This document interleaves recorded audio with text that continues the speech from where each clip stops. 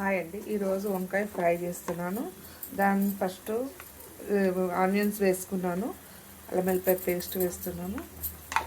దీనికి ఇంతకుముందు సాంబార్ రెసిపీ ఒకటి చూపించాను కదండి, ఆ ఫ్రై పౌడర్ వేస్తే చాలా బాగుంటుంది. అది వేసి చేస్తాను.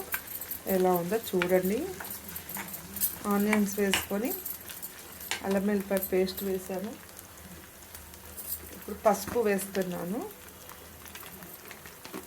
1/2 కేజీ వంకాయలు తీసుకున్నానండి. వంకాయలు వేస్తున్నానండి. ఆనియన్స్ రెడ్ అయ్యి అల్లం వెల్లిపాయ పేస్ట్ వేసాను, పసుపు వేసాను. ఇప్పుడు వంకాయలు వేస్తున్నాను.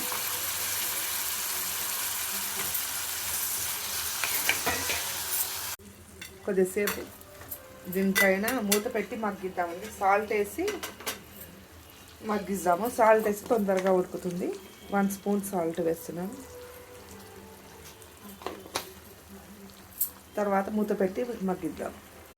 వంకాయ కొంచెం ఫ్రై అయిందండి. ఇప్పుడు దాంట్లో కారం, ఉప్పు వేద్దాం. 1 స్పూన్ కారం,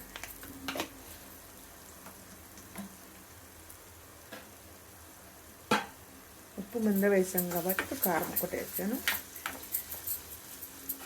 దీంట్లో ఇప్పుడు సాంబార్ మసాలా పౌడర్ చల్లాలండి. 1 స్పూన్ సాంబార్ మసాలా పౌడర్ తయారు చేసాను కదండి, అది చల్లుకోవాలి.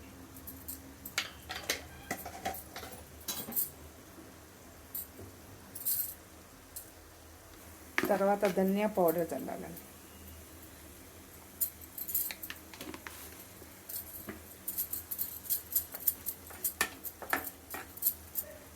ఫైనల్గా కొత్తిమీర వేసి కలిపి తీసేయాలండి. ఇంతేనండి ఫ్రై.